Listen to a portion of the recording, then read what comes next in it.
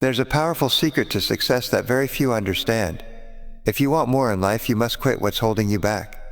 The world is full of opportunities, more than ever before. But here's the truth.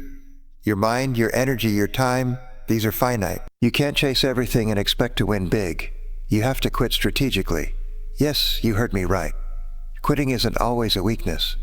In fact, quitting the wrong things is often the beginning of receiving the right things. Quit the distractions. Quit the excuses. Quit trying to please everyone. Quit saying yes to things that don't align with your goals. Because every time you quit what drains you, you make space to receive what drives you. High achievers don't do more, they do less of what doesn't matter, and more of what moves the needle. End. You need to learn the art of elimination. Not everything deserves your focus. Not every fight is yours to fight. Not every opportunity is worth your time. Remember, your future is shaped not just by what you do, but by what you're willing to let go of. What you quit today may be the very thing that allows you to rise tomorrow. So quit what holds you back, and prepare to receive more than you imagined. Your time is your most valuable asset. It's the one resource you cannot manufacture, multiply, or recover once it's gone. You can lose money and earn it back. You can lose possessions and replace them. But once a minute passes, it's gone forever. That's why successful people treat their time with extreme respect. They guard it, protect it, and most importantly, they allocate it toward things that produce a return, mentally, emotionally, or financially. Energy is equally critical. You may have 24 hours in a day, but without the right energy, those hours mean nothing. Have you ever had a day where you technically had time, but your energy was low?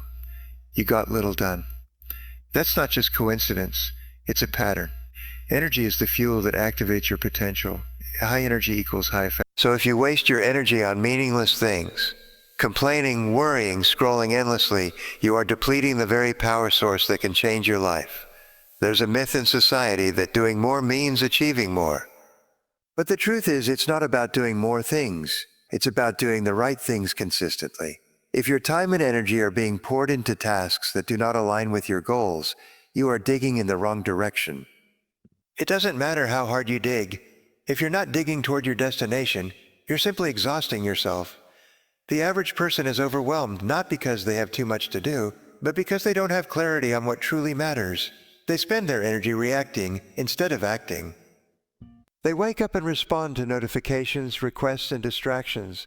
As a result, their time gets pulled away from them piece by piece. To reclaim your life, you must reclaim your time and energy by setting clear priorities and defending them with discipline. Every yes is a no to something else. If you say yes to a pointless meeting, you say no to focused work. If you say yes to a social event you don't care about, you say no to rest or study. Start thinking in terms of trade-offs. Every time you commit your time or energy, you're investing.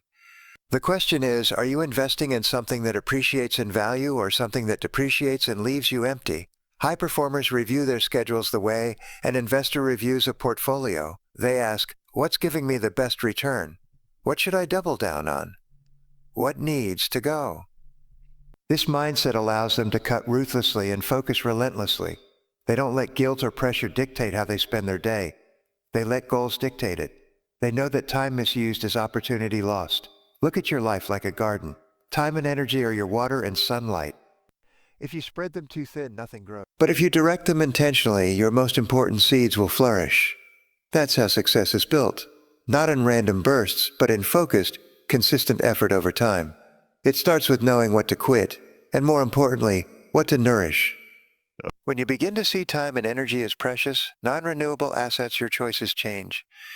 You stop tolerating the unnecessary. You stop giving in to urgency and start committing to importance.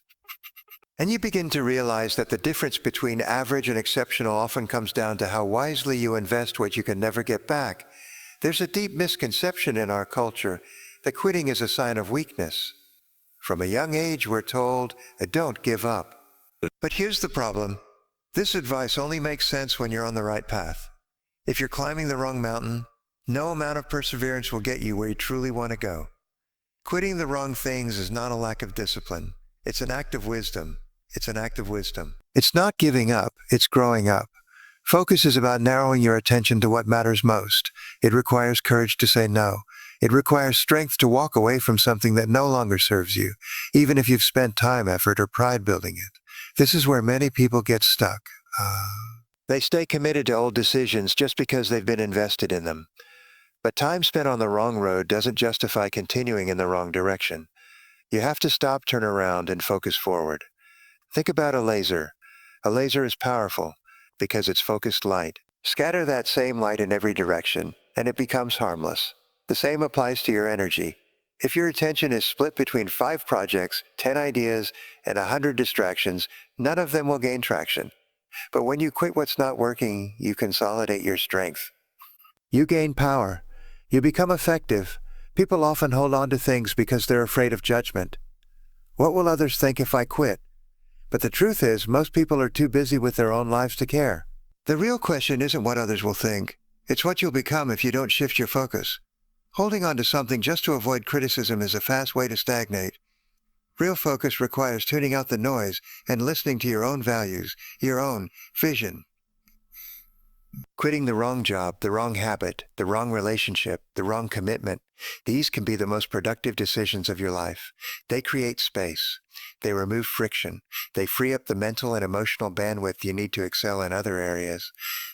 The moment you walk away from something that's draining you, you take the first step towards something that can develop you.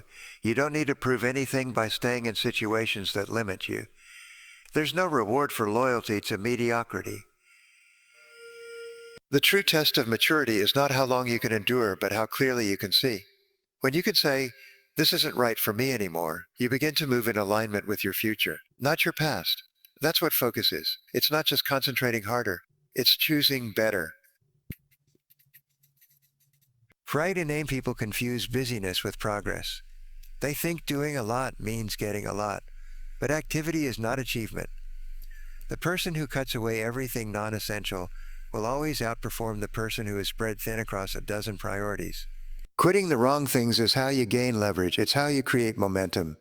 It's how you protect your time, your mind, and your mission. So when you're faced with the question, should I quit this? Don't ask yourself, am I being weak? Ask yourself, is this taking me where I want to go? If the answer is no, don't be afraid to let it go. Not because you failed, but because you finally found the focus to succeed. We live in the noisiest time in human history. Excuses disconnect you from that reality. They give you a temporary sense of relief while quietly robbing you of long-term rewards.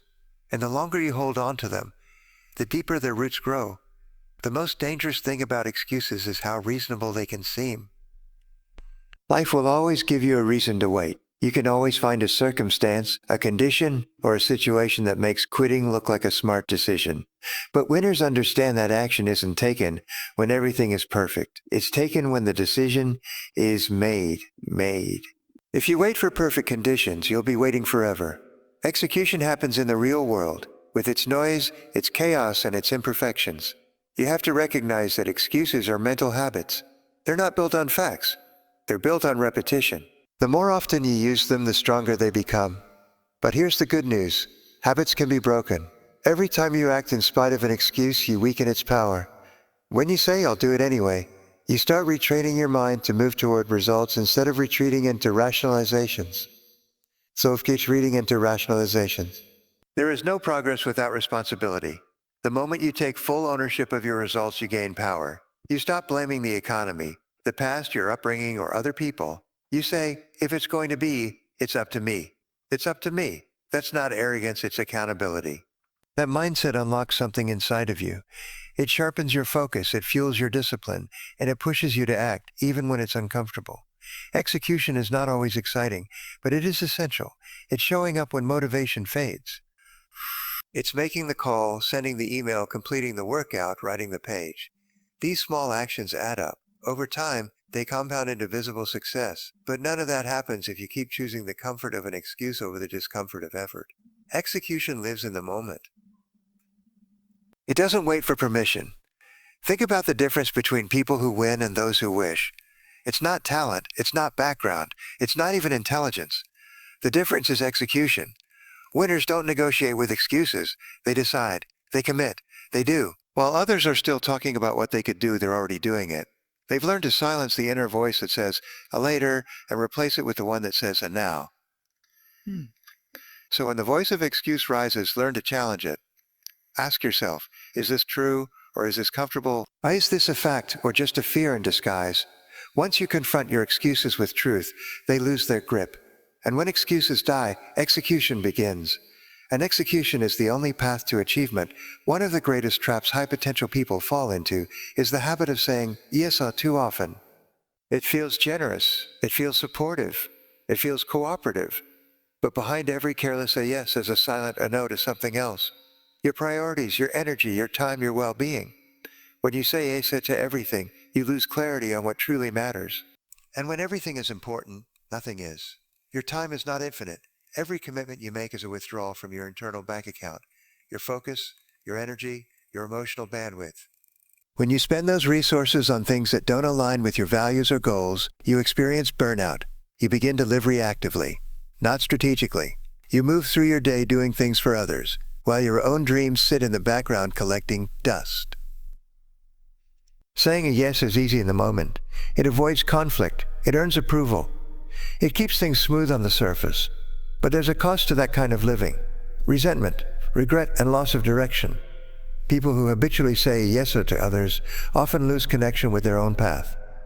They become overextended and underfulfilled. Their calendar fills up, but their purpose remains empty.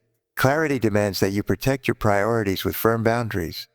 You must learn the power of a confident a no to distractions, a no to misaligned opportunities, a no to people-pleasing. Every a no you speak is a yes to something higher, a yes to your vision, your standards, and your future. The moment you become selective, you become powerful. There is nothing selfish about guarding your time. There is nothing rude about choosing your purpose over obligation. You are not here to fulfill everyone else's agenda at the expense of your own. Leadership, whether in business, in family, or in life, requires decisiveness. And decisiveness starts with knowing what you will not do. It starts with having a strong internal filter. When you don't define your boundaries, others will define them for you. They will fill your schedule with their needs, their wants, and their expectations. Not because they are malicious, but because you allowed it. You train them how to treat your time, and only you can retrain them by drawing the line. When you shift from people-pleasing to principle-driven living, your respect increases, first from yourself, then from others. The irony is that when you say yes less often, your yes becomes more valuable. People begin to trust it. They know that when you commit, you're serious. You're not just agreeing out of habit or guilt. You're choosing based on alignment. That's integrity. That's authenticity. And that's the foundation of a reputation that commands trust and admiration. To become someone of focus, of strength, of vision, you must refine your commitments. Let your yes be rare and meaningful. Let your no be clear and unapologetic. Because at the end of the day, you are not here to live a diluted version of your purpose. You are here to live it fully. And that begins the moment you stop saying yes to what doesn't serve you. Growth is not just about what you do. It's also about where you are and who you're with. You can have the best intentions, the strongest drive, and a clear vision. But if you're rooted in the wrong environment, your potential gets smothered. Like a seed planted in dry, barren soil, your growth becomes stunted. Toxic environments don't just slow you down, they drain your confidence, your creativity, and your momentum. Toxic environments come in many forms. Sometimes it's the workplace filled with gossip, negativity, and backhanded competition. Sometimes it's the social circle where ambition is mocked and mediocrity is normal. Sometimes it's even a relationship where your growth threatens someone else's comfort. Whatever form it takes, the pattern is always the same. The atmosphere suppresses your progress and rewards your silence. You cannot thrive in a space that resents your evolution. When the people around you are committed to staying the same, your desire to grow becomes a threat, not an inspiration. You'll start to feel pressure to dim your light, to play smaller, to avoid making others uncomfortable. And slowly, without even realizing it, you begin shrinking to fit a version of yourself that feels acceptable to them. Letting go of a toxic environment isn't easy, especially when it's familiar. There's a strange comfort in dysfunction when it's all you've known. But progress requires disruption. Growth demands that you outgrow what no longer supports your purpose. It's not about being better than others. It's about being better than your former limitations. You cannot reach new heights while holding on to the habits, people, or places that kept you grounded. When you remove yourself from toxic surroundings, your energy begins to return. You think more clearly. You feel lighter. You begin making decisions from a place of confidence instead of fear. That shift opens doors. New ideas come to you. New people find you. New opportunities align with your higher frequency. But none of this is possible as long as you're still tangled in environments that thrive on your stagnation. You owe it to yourself to protect your mental space. That means guarding your circle, curating your inputs, and designing an atmosphere where progress is encouraged, not ridiculed. High achievers don't just manage their time, they manage their energy. And one of the most energy-draining forces in the world is a space that doesn't reflect your values. The moment you walk away from that, you gain strength. There's a reason people often say they experience breakthroughs after a change in environment. Sometimes the shift doesn't come from learning something new, but from finally walking away from what was holding you back. Your environment sets the tone. It affects your mindset, your habits, and even your self-worth. If you want to grow faster, surround yourself with people and places that demand the best from you, not tolerate the bare minimum. Leaving a toxic environment is not betrayal, it's self-respect. It's a bold declaration that your future matters more than someone else's comfort. And once you step into an atmosphere that supports your vision, you'll wonder why you waited so long. Because in the right environment, growth isn't forced, it's natural, and momentum becomes your new normal. Your normal. The human mind is like a container. It can only hold so much before it spills over. When that container is filled with noise, worry, overthinking, and unresolved clutter, there's no room for clarity, creativity, or inspiration. You may be working hard, chasing success, trying to push forward, but without space in your mind, you block the very breakthroughs you're looking for. New ideas require room to land. They need a clear, open space where they can take root and grow. Mental clutter shows up in many forms. It's the endless to-do list you never finish. It's the regrets of the past you keep replaying. It's the opinions of others you keep rehearsing in your head. It's the comparison, the distraction, the noise. And it builds quietly, day after day, until your mind becomes a busy street with no space to think, no silence to hear, no vision to follow. It's not that new ideas aren't coming to you, it's that they have nowhere to go. You can't think at a high level when you're overwhelmed with low-level thoughts. Creativity needs stillness, innovation needs presence. Wisdom emerges not in chaos, but in quiet. This is why some of your best ideas come during a walk, a shower, or a moment of solitude. Your mind, when calm, becomes a receiver. But if it's always racing, reacting, or overloaded, it becomes a wall instead of a window. Letting go of mental clutter is not passive. It's intentional. You must actively make space. That means taking time to reflect. It means pausing long enough to notice what you're carrying that no longer serves you. It means forgiving yourself for old mistakes and releasing the guilt that keeps circling in your thoughts. You can't move forward when your mind is filled with yesterday's baggage. Space isn't a luxury, it's a necessity for transformation. One powerful way to create mental space is through simplification. The fewer decisions you make in a day, the more energy you have for what matters. Declutter your digital world. Eliminate the non-essential. Streamline your schedule. Cut the noise from your daily routine. When your outer world becomes lighter, your inner world follows. Your thinking becomes sharper, your ideas flow easier, and your confidence returns. Journaling is another tool for clearing mental clutter. Writing out your thoughts gets them out of your head and onto paper, where they lose their emotional grip. It creates distance. It gives you perspective. It's like taking a cluttered room and organizing everything so you can finally see what you've been stepping over. When you understand your thoughts, you regain the power to shape them. You must also guard what you allow into your mind. The conversations you entertain, the content you consume, the voices you listen to, these all take up space. Be selective. Choose inputs that elevate, not agitate. Surround yourself with clarity, not confusion. Just as you wouldn't allow trash to pile up in your living room, don't allow mental garbage to pile up in your thinking. You can't attract higher-level solutions with low-level distractions. If you want to receive fresh ideas, ideas that move you forward, ideas that elevate your income, impact, and influence, you have to create a mental environment where those ideas can grow. And that begins with subtraction, not addition. Clear the space, quiet the noise. And what you've been searching for might have been trying to reach you all along. Every new level of your life demands a new version of you. But before you can evolve forward, you must let go of what no longer serves you. Old habits, those unconscious routines, thought patterns, and behaviors that once kept you safe or comfortable, often become the very chains that keep you stuck. You can't rise while dragging the weight of who you used to be. To step into the future, something in the past must be laid to rest. Habits are powerful because they operate beneath your awareness. They are the automatic decisions, the default reactions, the conditioned responses you've practiced for years. Some of them once had a purpose. Maybe procrastination helped you avoid failure. Maybe playing small protected you from criticism. But now those same habits are blocking your progress. They may have helped you survive one season, but they are holding you back from thriving in the next. You must become brutally honest with yourself about what you're still doing out of routine, not intention. Look at your mornings. Look at how you handle stress. Look at how you speak to yourself when no one's listening. If your habits don't reflect the person you want to become, they are in direct conflict with your vision. The truth is, no amount of talent or intelligence can compensate for self-sabotaging habits repeated daily. Change begins with awareness, but transformation requires action. You can't think your way out of an old habit. You must act your way into a new one.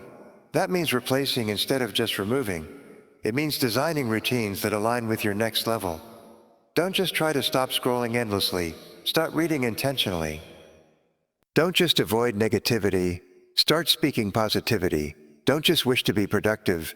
Start structuring your days with focus and purpose. There's pain in letting go. Comfort, even when unproductive, is familiar.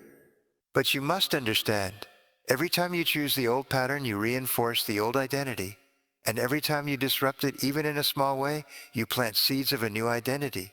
One built on discipline, vision, and personal power. Growth is rarely convenient, but it's always worth it. The discomfort of discipline is far lighter than the burden of regret. Examine your circle too. Habits are not only personal, they are relational. Who you spend time with reinforces who you become. If the people around you support your old behaviors, they will resist your new standards. Not because they don't care, but because your growth highlights their stagnation. So be intentional about your environment. Upgrade your input. Surround yourself with people who expect more from you, not less. Consistency is the bridge between the old you and the new you. Don't wait to feel ready. Start acting like the person you're becoming. That means setting new rules for yourself and sticking to them even when motivation fades. The gap between where you are and where you want to be is built one decision at a time. Each right choice, each disciplined action, each moment of self-control becomes a brick in the foundation of your future. So ask yourself, what must die in me for the next level to live through me? Maybe it's the habit of doubting yourself. Maybe it's the comfort of indecision. Maybe it's the addiction to distractions. Whatever it is, be willing to bury it, because only then can you rise. Only then can the new level be born, not just in theory, but in reality. The truth is simple, yet not always easy. You cannot receive more until you release what no longer serves you. Every new level of success, peace, purpose, and clarity begins with a decision to quit the things that quietly steal your time, your energy, your focus, and your future. You weren't meant to carry the weight of old habits, toxic environments, or mental clutter forever. You weren't designed to live at the mercy of excuses or to drown in obligations that don't align with your purpose. Your life was meant to expand, to rise, to break limits. But for that to happen, subtraction must come before multiplication. So take inventory. Be bold enough to let go. Quit the things that keep you stuck in cycles that no longer reflect the person you're becoming. Quit the noise, the guilt, the fear, the need to be everything to everyone. Say no to what distracts, so you can say yes to what matters. Because once you clear the space, silence the excuses, and release the weight, what flows into your life will surprise you. Ideas, opportunities, strength, people, energy, direction you'll stop chasing and start attracting. You'll stop surviving and start building. You'll stop wishing and start becoming. And in that moment, you'll realize you never lost anything by quitting what held you back. You only made room for everything that could move you forward. Now is the time. Choose release, choose clarity, choose the next level, and watch what happens when you finally quit to receive more.